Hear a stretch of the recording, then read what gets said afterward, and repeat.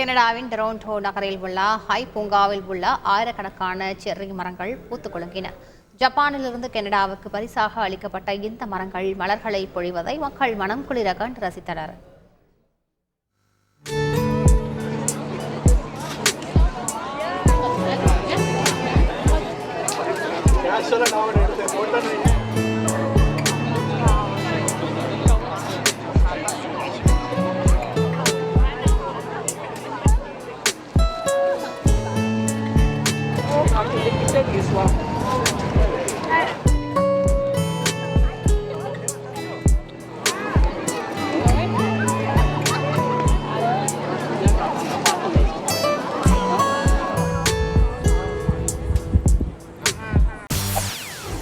செய்திகளை உடனுக்குடன் தெரிந்து கொள்ள உடனே சப்ஸ்கிரைப் பண்ணுங்க.